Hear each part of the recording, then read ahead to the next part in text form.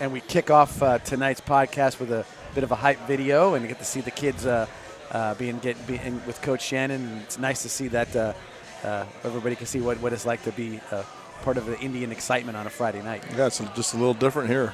Yeah, else. yeah, no doubt, just a little bit different. There's no doubt. With that, I'm John Mussone here with Coach John Peacock, and we're here for our Tuesday night podcast at Bogey's. Thank them for supplying us with lots of good food. Little disinfectant in the air. I'll tell you what, I promise you, their tables are clean. They have the cleanest tables in the country. We've been misted tonight a couple times, and I'm not upset about it. It's just we make sure we have full drinks in case we got fogged again. But that's a good thing. Somebody's doing their job right. So with that, Coach, we had Friday night. I said Saturday night. Friday night. Played the Sarasota Sailors district game.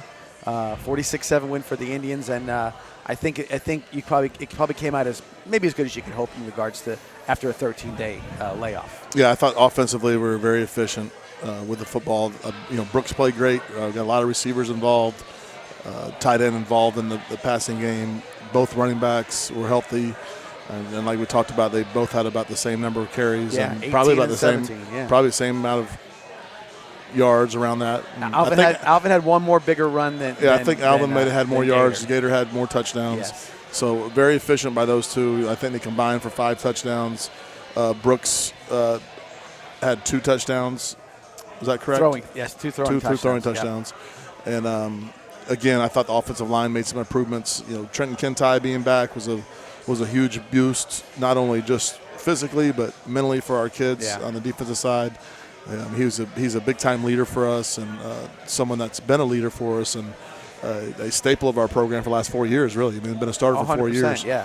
So, him being back is kind of like Damon being back, So it's a huge boost to everybody. So we're excited, and he's only going to get better. It was first game, where everyone else has 7 games under their belt. It's his first game of this year, so he's going to have a lot of improvement along the way each game. You always say at the beginning of the season, there's always improvement from your first to second game. Huge improvements. Yeah. You would almost suspect that's going to happen with Trenton. Yeah, and he's kept himself in great shape, and so we're kind of hoping that the conditioning factor is not the factor, but just obviously you can't simulate a game and the intensity of a game, but I think that he'll come along a lot faster just because he is in great shape and he has worked so hard to come back. So we're really excited to have him back, and excited that he's on our sideline and in the game for us. It's a huge boost for me mentally. Yeah, no, I'm excited. And Nick said he's going to make Damon better. He's going to make Atkins better. He's going to make Wood better. He's going to make everybody better, because it's just now he's going to be eating up blockers if he's not making the play. So that kind of really helps out quite a bit. And like you said before, you can try to triple team somebody when he is not there to be double teamed or whatever it may be. So going to be interesting to see how it plays out for the rest of the year. And I think he'll be up to the challenge. I think he's been waiting a long time for that challenge. Yeah, huge game this week coming up, playing Riverview. Like we talked about on the coaches show, it's always a game where I'm pretty sure both programs have it circled on their schedule and are looking forward to this game. I think we all know that, or we would assume, the last couple of years it's come down to our game and as far as the district champion, and then then you almost are assumed you're going to face each other again in the playoffs, and I don't know how their playoff scenario looks because they don't have the greatest record. But, if they beat us, that gives them an automatic chance. So it's going to be a huge game for them. I'm sure Coach Smithers and all those guys over there at Riverview are going to, put all the bullets in the chamber, and they're going to fire everything they got. You got to figure that locker room is full of bulletin board material wherever they could find it, and they're going to get them as hyped up as they possibly can. I mean, a little disadvantage for them in particular. They don't get a home field. But they're just, the school's not far away at Sarasota, for them to be there. So, but nonetheless, again, it'll be a very highly contested game. Probably the game, in the county, it's, right where it's set, how it's set up, and with us playing them second now instead of playing them before we played Sarasota. It ends up being the kind of maybe the game. Well, they still have to play Sarasota too. They haven't done that too. But it is a big game. It comes down to to winning a county championship and then also winning a district championship. So it's going to be a huge game for us. And we talked this week about the importance of and making it important to win a district championship. I think you get in our program and you have the success that we've had as of late, you kind of take those things for granted. And we had a kid, Jacavius Washington came up to Coach Wideline and said, "Hey, Coach, are we getting district champ T-shirts?" And Coach Wideline's like, "Well, I don't think so." And you look at that, and we should be getting district champ T-shirts. And it means something. Yeah. Because that's really, in looking backwards, you stamp those years with success for winning a district championship. And I told him today, I said it's kind of funny because we have in the last 6 years we have more regional champiomships than we do district championships. It's an oddity, but it's true. Yeah. So, it's definitely important to us, and hopefully we're gonna be efficient on offense. I think we've kind of figured out who we are offensively, right, and what kind of game plan we need to put in the game and how we need to run things. And I think it showed Saturday night, our Friday night against Sarasota. I felt like obviously we weren't playing a national team, but at the same time I felt like our tempo was really good, and we were just really efficient with the football, and we're able to go fast. We try to look at all this, the positives of what may have happened or not happened with a 13-day layoff. But in some ways, I think we came out hungry. Yeah, we came out like we haven't played. Well, in a it was while. amazing when last week, just the way we practiced was really we had the best week of practice we've ever had, dating back to last year. I told the guys this week we've had the best week of practice we've had dating back to last year when we won state championship. Yeah. So I knew we were going to play well. And that it could again. Why, you never know. I mean, it's the psyche of a 16 to 18-year-old kid is kind of hard to figure out, but it could be like, hey, I sat around for a little while and I'm tired of being in the house and I didn't have power for a while and I'm ready to go do something. It actually ain't bad out here, I guess. Yeah, and this is the worst thing of all. Things could be a little worse. There's no doubt about it. Just to clarify, everybody, just in case we haven't said it yet, 7:30 against Riverview, but at Sarasota High School. So right where we were last week at Irick Field, Sarasota. Come on up. They're still dealing with some stuff. Their stadium still having some issues from the hurricane and our stadium, but also an update on that as well. Our last 2 regular season games will be at home. We'll play at Powell Davis Stadium against IMG White and Clearwater Academy International. I'm trying to make sure I put that in the right order. So it seems like it should be CIA, not CAI, but it's CAI. So for them. So that's a good thing. And by the way, everybody who questions whether or not we've already played this team an IMG coming up, we haven't played the IMG White team. No. We've played the IMG National team. This is actually our first opportunity to play IMG White. So, not a bad football team, by the way, either. Oh no, I mean they're a good varsity football team. It's just you're talking about. They're huge too, by the way. Well, I can imagine. Yeah. I don't think they're not going to look the part. I can promise you that. But it's just like I said, that when you play the national team, it's sort of something that's. Well, we're hoping the national team doesn't have off that week. They're going to drop somebody down. We've seen that happen with the JV team. Like every once in a while, you drop a player or 2 down.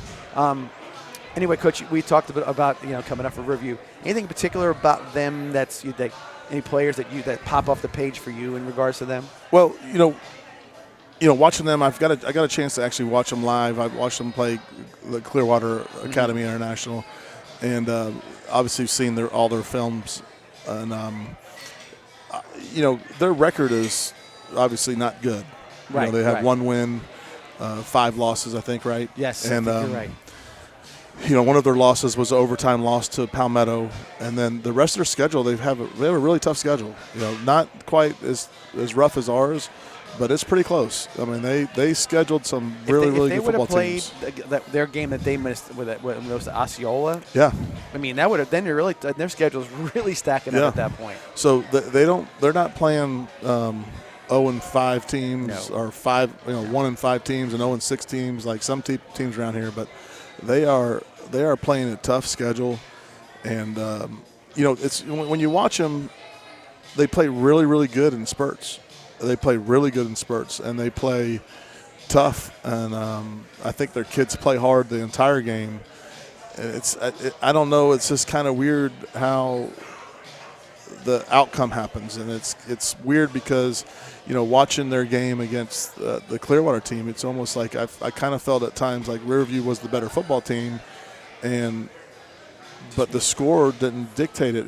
They were causing turnovers. I think they might have caused 3 turnovers in the first quarter, and they were unable to produce anything off of that as far as points go.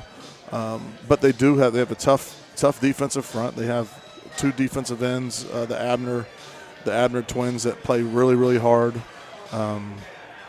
Their running backs run hard. I feel like their offensive line does a good job getting off the ball. They have a dynamic player in Charles Lester. He's another thing. We're going to have 2 5-stars on the field Friday night. And, that's a big deal. Yeah, Damon Wilson's a 5-star and Charles Lester's a 5-star, and they use him everywhere. I mean, he's used in the return game. He's used as receiver.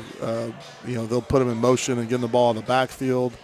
And then he's also a defensive back. He has played safety, but I would assume they're going to line him up at corner against us and probably play him on our sideline the whole game. He is a. If you're a 5-star player, you've done something. You've done something right. And we've only had one in our program, and that's Damon. Yeah. And there's no doubt that he's a 5-star, unless I just haven't seen what a 5-star looks like yet. And he'll play the position sort of like or what you guys are doing with Elliot Washington right now. Right. Elliot's getting some spot play at offense, but obviously both guys can fly. They're good athletes, and you never know. You want to you don't. It's not a risk or not. It's not a bad opportunity to put the ball in somebody's hand like that and see what they can do. Well, you see what happens when we put the ball in Elliot's hand. You just got to be. You don't want to. You got to get them. You got to stop before they get started. You got a corner like Elliott, who is going to be very, very productive on your defensive side of football.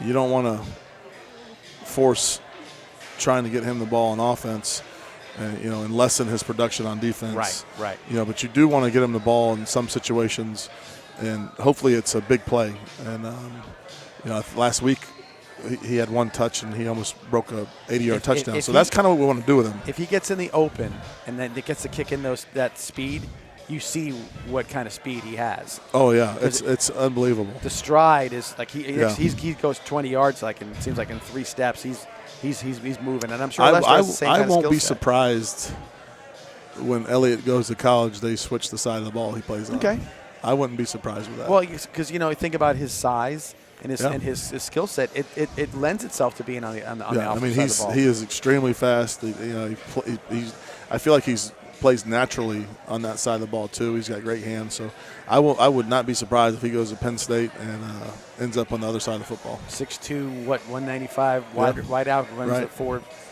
sub 4.4. Right. Yeah, I mean that sounds like a wide receiver to me in a lot of cases.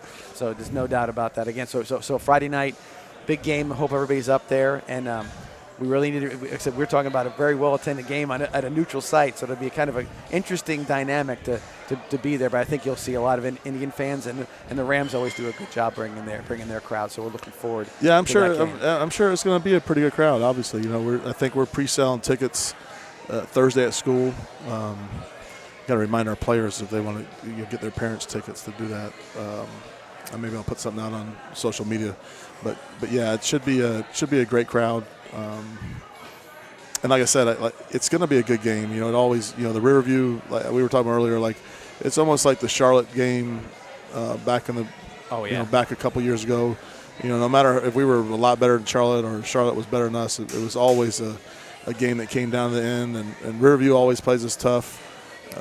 And it's always a little bit closer game than you think it's going to be. I'm not saying exactly the same, but even the styles of which Riverview and Charlotte always played against us, just different style. They were trying to get us slow us down a little bit. Right. And if you're successful at that, it does it can frustrate. The guy who wants to go that way. Yeah. So you got to make sure that you're ready for all that stuff. With that, Coach, one real quick question I have to ask you is so we're back. You're back in school. Everything's good. But any other than the stadium getting retooled, anything else you're still trying to work on in regards to the getting over or recovering from the Hurricane Ian? No. We fixed all the fences around the stadium. We lost some. Obviously, we lost some branding of our stadium with our signs, and our old scoreboard came down. So we do have to hang up some banners and signs before we start back again. Hopefully we'll find some time to do that, get that done. But otherwise, everything is back in working order, which is great because who knew? I mean, the damage was so extensive in a lot of places and random, and how it hit or where it hit. Like, look at the Venice Theater. I mean, it's that building's there forever, and it looks like somebody just like a missile hit it or something. Right. So you're never quite sure with all that stuff. Also, we talked a little earlier about where we stand in regards to our rankings in the country and the state and everything else. We are 34th in the country, and that's according to Max Preps, right? Is that a Max Preps thing, or is that? I'm not sure. I think it was High School Football America. Okay. Yeah. So 34, and then we're 8 in the whole state of Florida, and then that was Max Preps, and then 1 in 4S. And that was Max Preps too. Yeah. So I mean, where we started to where we are right now, I guess you got to look at that's probably where you want to be, or you've met some of those goals. Yeah, we got to stay there. That's the thing is that we're not where you are mid-season, but where you are at the end of the season. Right. Just like I said, just sort of a benchmark or a marker as to where you are and what you're doing. And again, that lends itself to also the fact that we do play a hard schedule. So it's sort of you look at that and you say, hey, you play that schedule and you do what you do and you have whatever success you have. It's notable, and that works out for sure. Yeah. With that, we'll take our halftime break here at Bogies during our podcast. We'll come back from this 3-minute break, and we will have our sponsor spotlight for today, and we'll tell you that when we get back. And so hold on. We'll be back here in 3 minutes, and we'll do our second half of our podcast. See you back here in 3 minutes.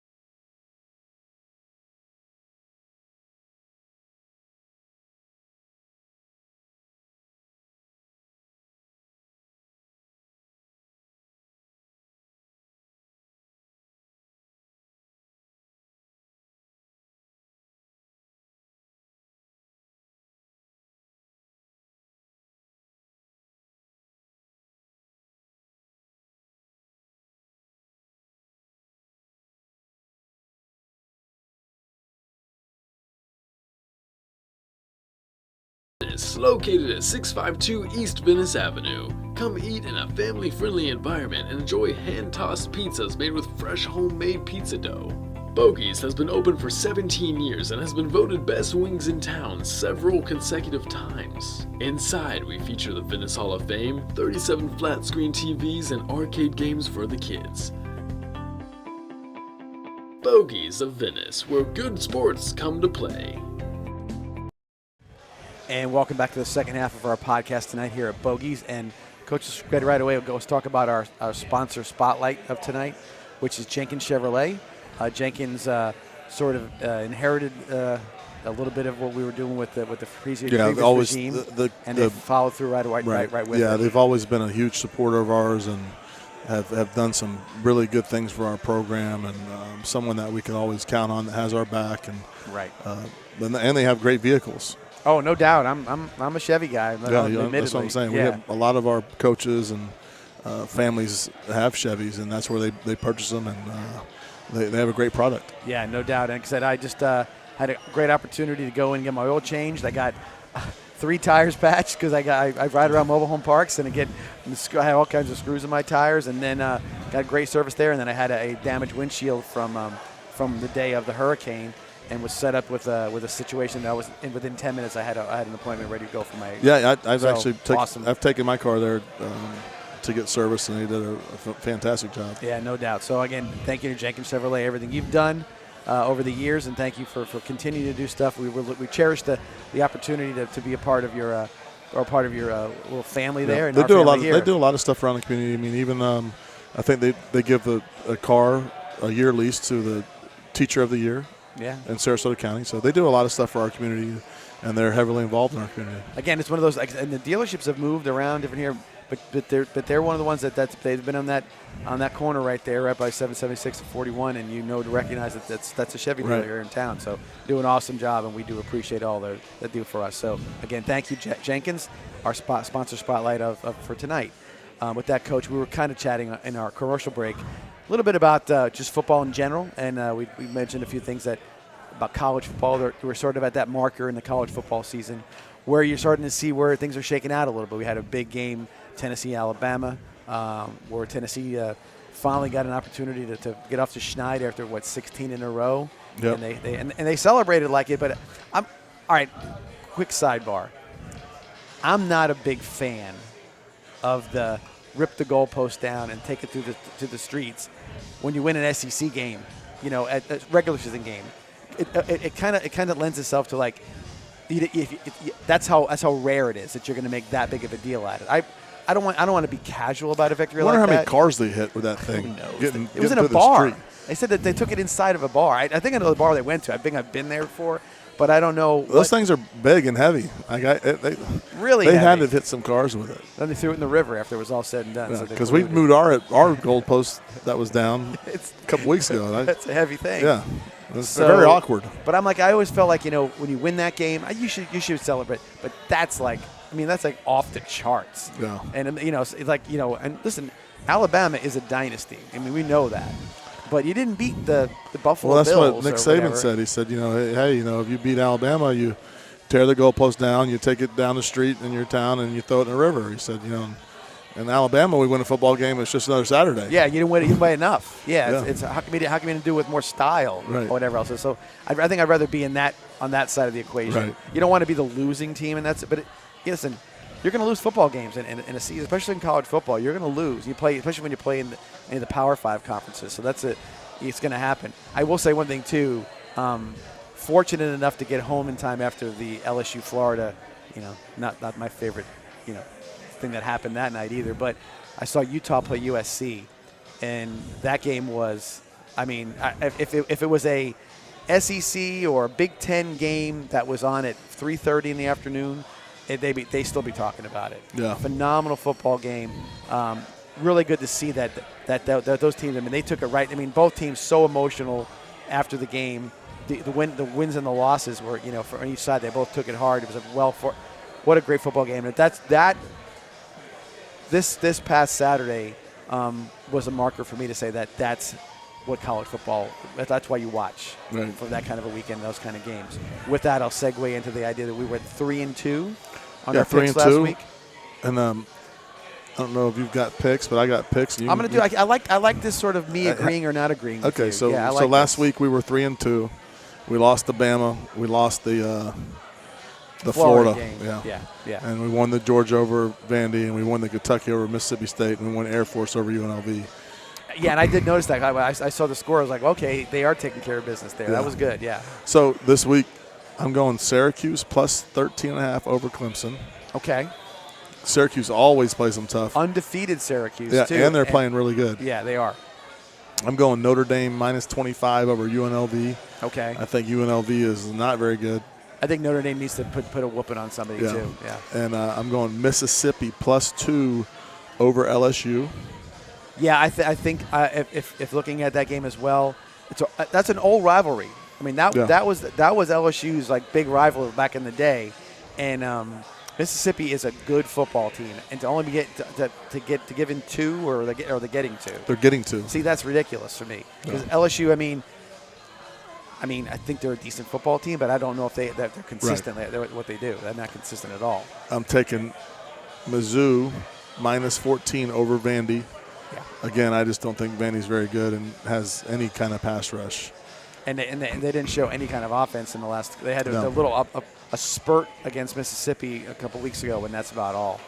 And my last, I'm going to take Bama -21 over Mississippi State. I think that they're going to redeem themselves, and they're going to have to start really blowing some folks out to get into the national championship, because one they're going to have to play Georgia in the SEC championship, so that's going to be a game that determines possibly them being in and out. I don't think that a 2-loss SEC school gets back into the playoffs this year. Yeah.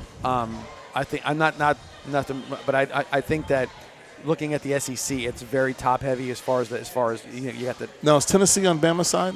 No, they're on the east side. So Tennessee. The winner of Tennessee, Georgia, will play Alabama. Unless something happens with Tennessee and they lose more than one game after that, yeah. So they'd have to. When does Tennessee and Georgia play? It's got to be coming up here shortly, because they've got Georgia has Florida in 2 weeks, and then I don't know what the week after, but I know they don't play them at the end of the year. Obviously, they wouldn't play them at the end of the year.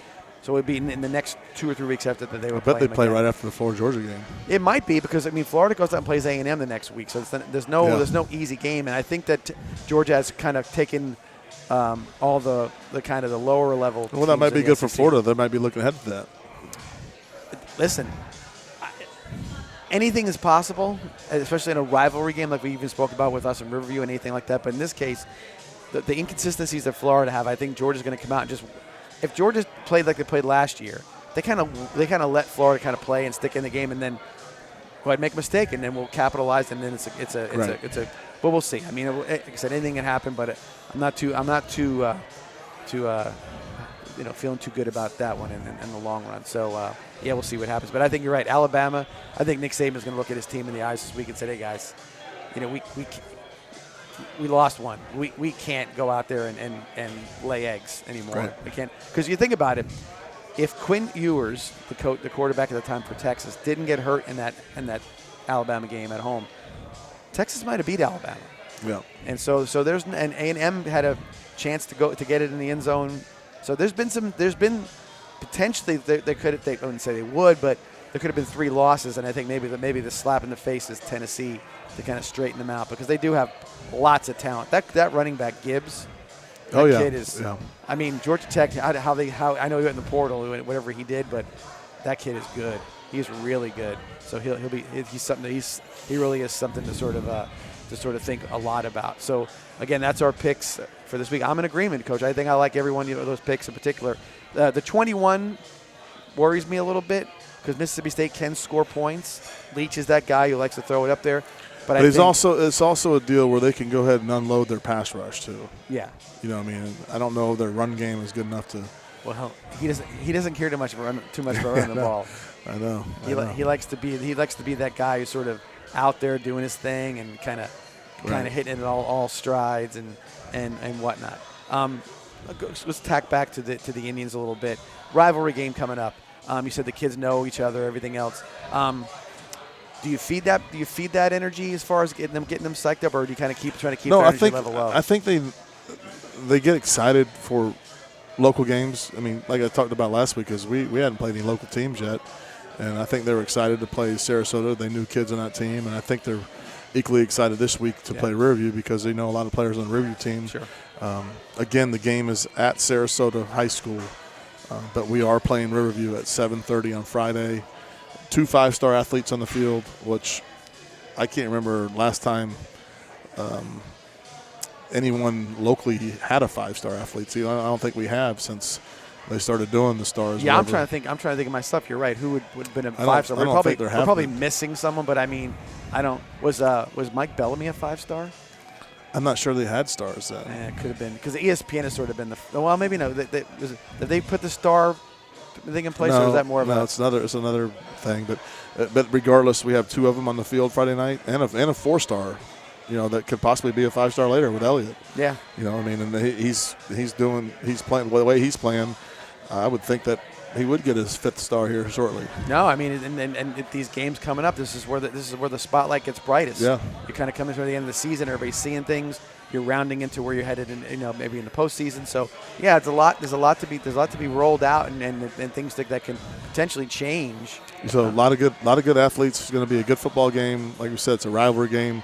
Riverview always plays us tough. I think they're, so anyone looking at the record, I think that they're a much better football team than their record indicates. I 100% agree with that. They play a tough schedule. They had an overtime loss to a Palmetto team that's been in the regional championship and deep in the playoffs in the semifinals. Past, like 2 out of 3 years. I think they're a lot better football team than their record indicates. Question for you moving forward. So obviously we've been affected by the hurricane that came through, but obviously south of us, Fort Myers, Lee, Collier, Charlotte, they're back and playing. So I was going to ask you. So they're back up and playing. Yep. So they're going to be ready. They can go ahead and do their. They're up playing. I'm not sure if. I don't think they're back in school yet, but they are playing. Okay, that's good. I mean, if you can get them on the field, they do that. I would imagine though, it's going to be for what a lot of them went through, whatever the kids are dealing with their families and whatnot. It's going to be a tough one, especially like Fort Myers High School. I mean, Fort Myers High School was, I think they were underwater. I mean, at some point in time. Obviously, there was a long-lasting effect with Charlotte when Charlie came through, and their program kind of went through a valley there for a couple of years after Charlie, but. It kind of depends on the Charlotte kind of lost everything.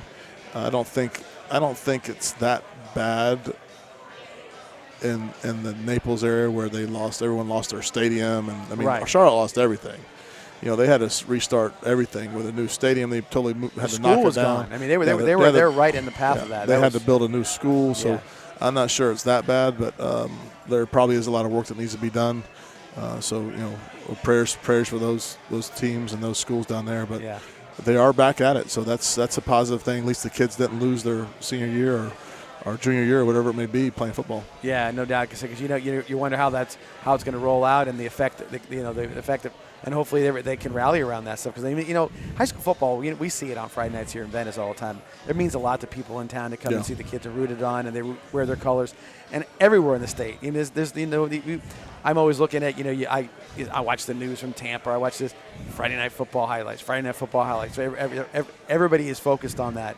I know it's a lot to do with our state that has that is the way, but it means a lot to the communities. And sometimes the communities are in a big area, but down there they have multiple schools in the Fort Myers Naples area. They're community type schools. They're very much in the community. It's not like people don't pay attention. They're paying attention to what's going on, and they're multi-layered. They're going to have teams from 1S to 4S or one. In those they will. So they have a lot of teams. So that area in particular, that Collier, Lee County area, they're going to benefit from this new alignment as far as the state's concerned. Well, it might be the only year, but I'm saying, because even when Naples came to play, got to chat with some of their folks in the press box, and they had said, "My gosh, we might have a chance to do it this year because we're not going to bump our heads against those M schools." And so I think they were sort of looking forward to things, and so hopefully they can get That's back what on Boki track. Football's saying. They think we have a chance this year because Venice is in the M's, the S's. S's, the S's. Yeah, so they're saying, thank God we have a chance. Yeah.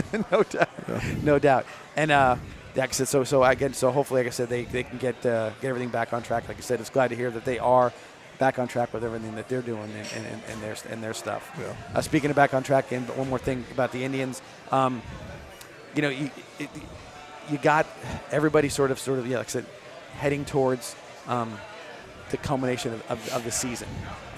You see how things are rolling out. I know you had 2 weeks off in regards to that stuff. I know, and I also know that you guys are usually not very heavily into the extra conditioning. At the end of the year, have you altered that plan a little bit as far as going this year is concerned? Are you still, even with the time off, you're not going to try to get things back in? We haven't conditioned since summer.